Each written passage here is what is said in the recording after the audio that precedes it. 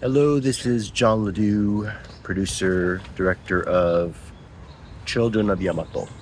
Thank you guys so much for watching my film, and I wanted to answer some of your questions that you had.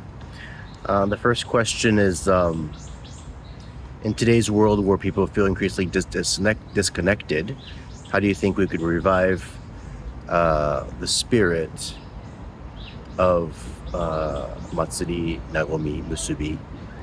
And are there specific ways young people can start doing this in their daily lives?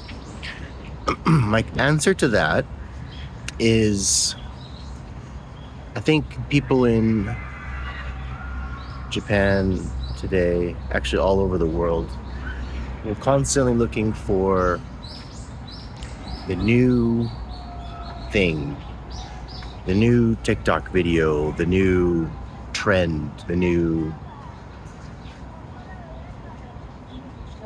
way of living that comes from progressive thinking. Think like the new tech, AI, new.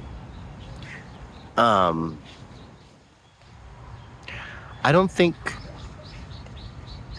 young people need help with looking to things that are new. What I would recommend young people, college-age people like yourself doing is to look back instead of looking present day, looking forward. Because, especially in Japan, there's a whole incredible wealth of knowledge and experience of the people who came before us, who have a lot to offer about what it means to live a good life, live a fulfilled life. You could say, oh, well, they didn't have the internet.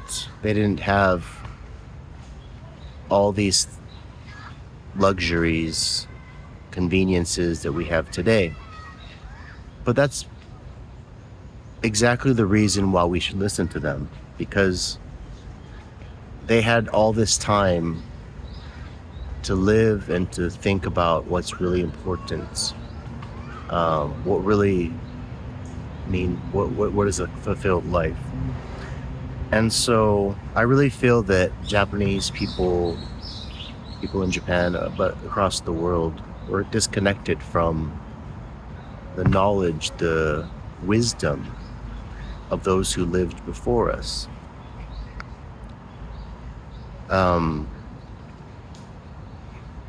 Professor Jason Morgan said in my film,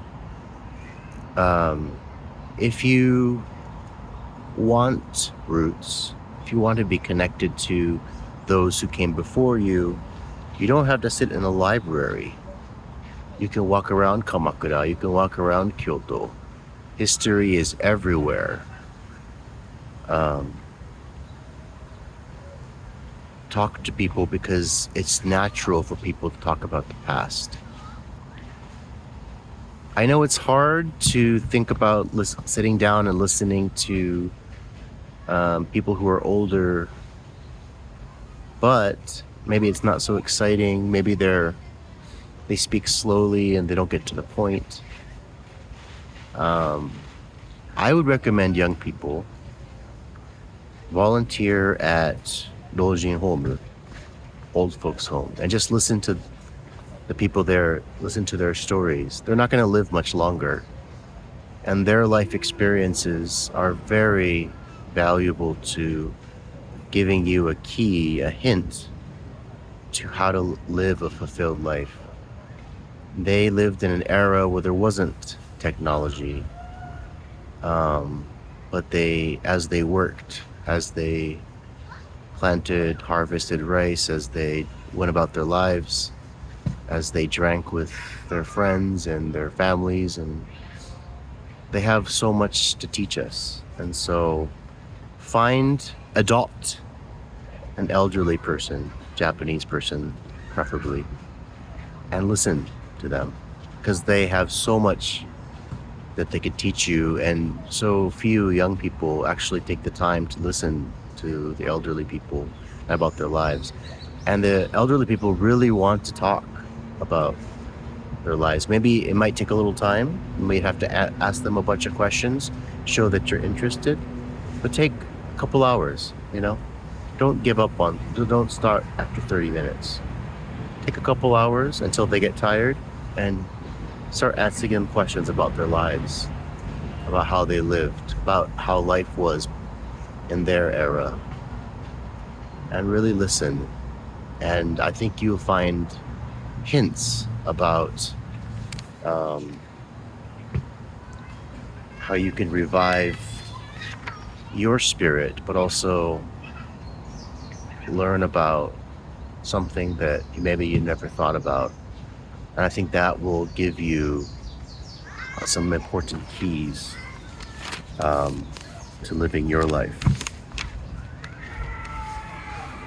Another question is, what aspect of Japanese culture or values would you most like to share with the younger generations of Japan? I think one of the values that I think the younger generation in Japan could benefit from are being quiet, being still, going into nature, turning off your phone and being in a quiet place like I am here in the park, and just listen. Listen to the birds, listen to the wind ruffling the trees, listen to the children playing, and just be quiet and be in the moment. I really think we've lost that.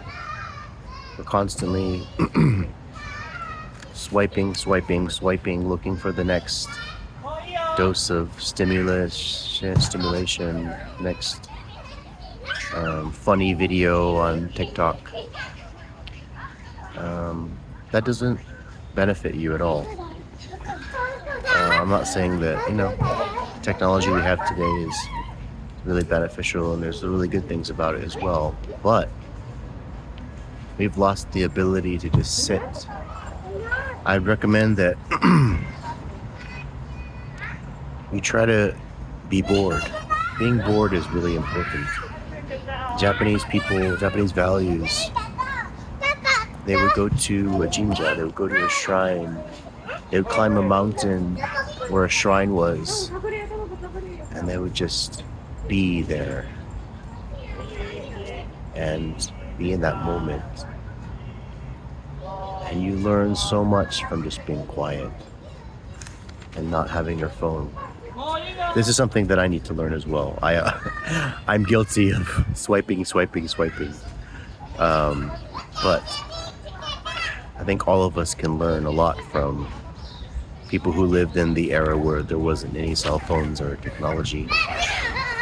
The values of just being in nature and connecting to something bigger than yourself. Another question, I'm curious, during your filming, did you ever feel a kind of musubi with the people or places you visited? Was there a moment you felt something ancient? Absolutely.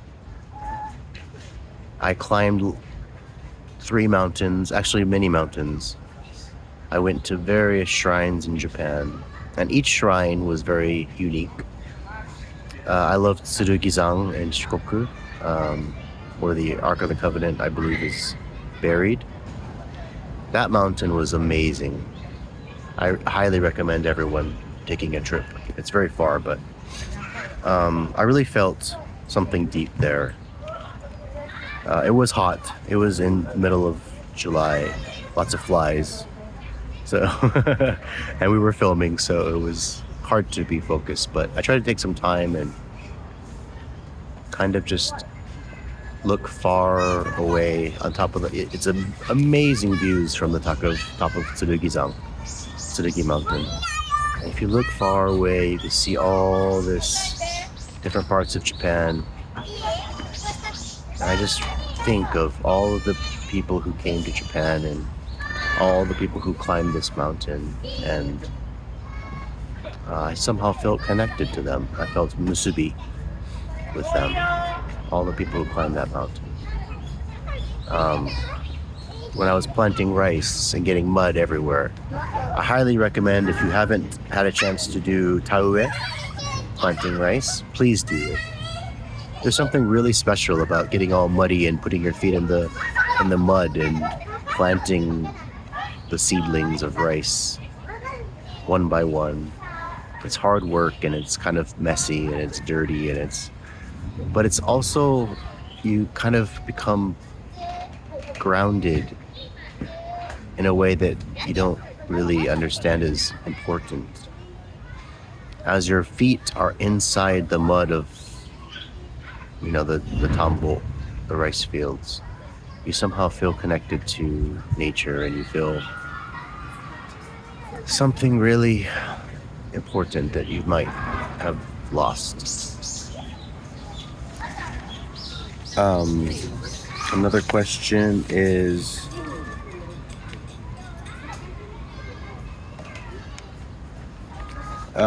what practical steps can young people in Japan take to help restore musubi and nagomi in their own communities? We're all very disconnected, isolated right now. Everyone is. We feel connected because we're connected online on our phones, but we're actually very disconnected. One recommendation is to do aisatsu, greetings. I know it's embarrassing, it's kind of kimazui, but try to aisatsu to the people. Konnichiwa. 今日いい天気ですね。おはようございます。今日はどこ行かれるんですか? I really feel that aisatsu, greeting people, is the first step to musubi, is the first step to nagomi. When you are connected to people that you are usually not connected to, you learn things. Just like Professor Jason Morgan said, you go out and talk to people. It's just natural for people to talk about the past. And when you're connected to people, when you're talking to people, you learn things that you would never have learned online or through your friends. So aisatsu is so important, and it leads to really interesting conversations. I jog along the river like you saw in my movie, and people I pass, they say, "Otsukaresama desu. Ohayou gozaimasu." And sometimes I stop and talk to people. I've talked to an older man that has been jogging since he was younger. He's now 87. He's run many, many marathons. He looks amazing for his age. And we had a really great conversation about how running helped him stay young, stay strong, stay alert, his mind is very sharp. That's why I run, because I want to stay sharp into my old age. What setbacks have you experienced in your activities?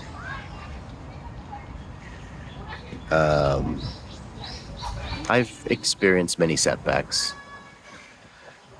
I've started over life many, many times. I know you guys are in college, you have hopes for the future, you have bright expectations for what your life will be. But let me tell you this, life is not a straight line. Life is not a series of successes, steps to get you to where you are. Life is spaghetti. You go in these weird, sometimes you get to where you think you might be, most times you don't. But the point is, try to find out what makes you come alive. Japanese say ikigai. What makes you feel the most like, oh, I like to use the word fun. I like the word fun. What's fun to you? Find what's fun to you and do that. For me, it's storytelling. Storytelling is fun for me, and that's what I've chosen to do with my life. Another question. Do you think active international and cross-cultural exchange will be effective in realizing Iyasaka?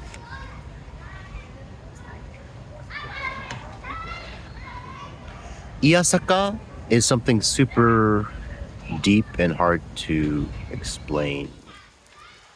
But it is, in essence, to be blessed and flourish and to have a life that is constantly growing and flourishing and moving in a positive life-like direction. Just like when you plant a rice seedling, it grows into a rice plant field, and it grows and it gives life, and that life allows us to live. Iyasaka is something that we should strive for. Cross-cultural exchange is important because it gives you multiple perspectives from other people. I think there's so much we can learn from one another. Every culture has something to teach us. We've mostly consumed Western Anglo-Saxon culture. Literally. We consume Coca-Cola, we consume McDonald's, we consume Facebook, we consume Instagram. TikTok is Chinese, but they've actually done a better job of creating social media than America has. They pretty much copied America, but I would say yes, cross-cultural exchange is important, but try to have cross-cultural exchanges with the first people. The first people are people that lived in areas first. They also came by boat. But, for example, Native Americans, who white people in America called Indians, mistakenly, the Maori people of New Zealand, the first peoples of Australia, the first peoples, the island nations, Hawaii, Guam. These first peoples have a long tradition of listening to their elders and carrying on stories for generations after generations. Japan, obviously. I see Japan as part of the Pacific Island nation category. Japan are the first peoples as well. Listen to the first peoples. They have a lot to teach us. My next movie is actually about the first peoples of Oceania, Pacific Ocean, Polynesians, Micronesians, Japan, South Americans, Native Americans. These kind of cross-cultural exchanges will do you much better, to give you so much more insight into how to live a good life compared to Western, European, American cross-cultural exchanges. Of course, you can learn a lot from, I'm not dissing Western European culture, but I think we've already had enough. I think we've had enough. We're inundated with Western European American cross-cultural exchange. I don't feel they have much to offer anymore. I think we need to go back to the first peoples, those who didn't go out and conquer, take land for themselves in a very egotistic, selfish manner. The first peoples lived in harmony with their surrounding, their nature, and Japanese people as well. I feel Japanese people are the first peoples too. So my answer to that question is have cross-cultural exchanges with first peoples, the Ainu, every country has stories of the first peoples. Find them and have exchanges with them. Find a grandmother, grandfather, adopt them and listen to them for 2 hours, at least 2 hours, and sit in the quietness of nature. You don't have to go to Yamanashi-ken. You can go to like a park like this in the middle of nowhere and just sit and listen to the birds. I like the sound of the uguisu. It's a bird. If you go out in Japan, you can hear the uguisu. I kind of forgot the English name. I think it's called the warbler. I'm not a bird person, but uguisu, warbler. Listen to the warblers singing, cry, and try to figure out what the warbler uguisu is trying to say. What can you hear in its voice? The joy of the song of the uguisu. And then write a poem about what the uguisu is saying in human terms. The uguisu, the bird, the warbler, doesn't have to pay taxes. It doesn't have to worry about what other people think about it. It doesn't have to pay a mortgage.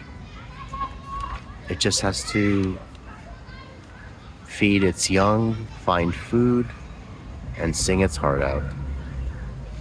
I know we have responsibilities as humans, as you guys are college-age students. You have to support yourself. If you have a family, you'll have to support your family. You have to pay taxes, you have to pay mortgage, you have to pay pension, you have to pay your bills.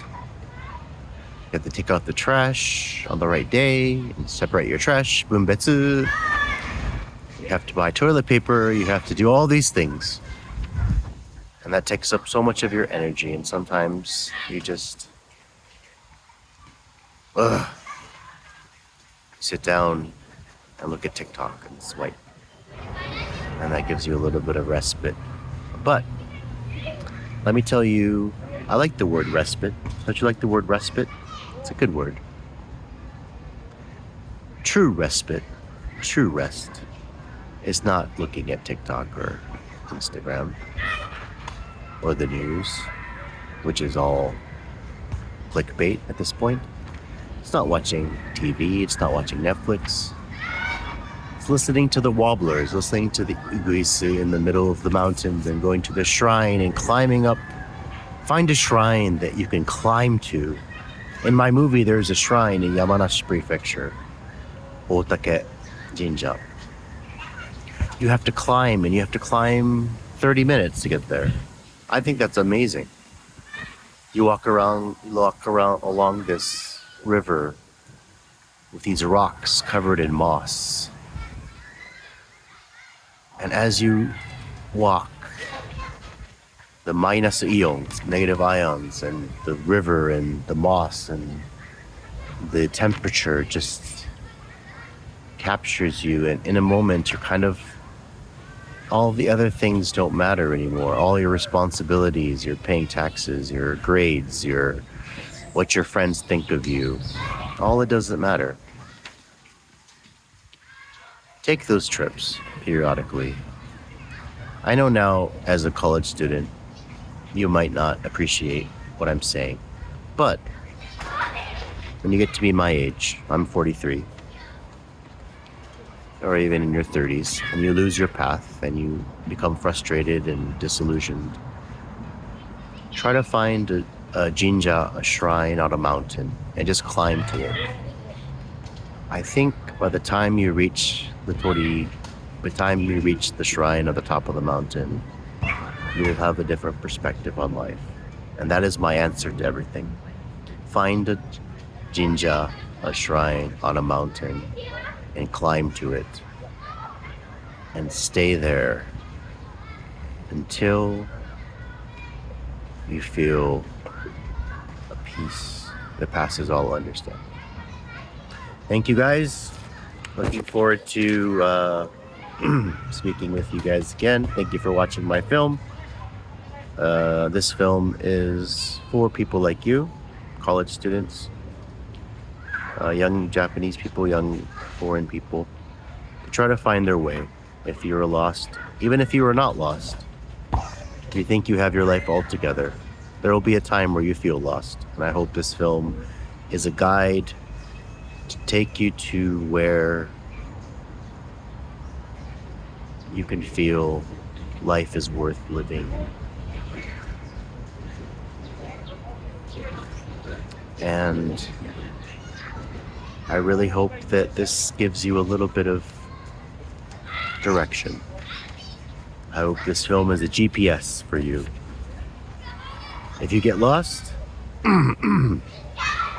what I do when I get lost is I look for the red tori, because I'm a person who grew up reading the Bible, and I like the Bible, and I believe the God of the Bible.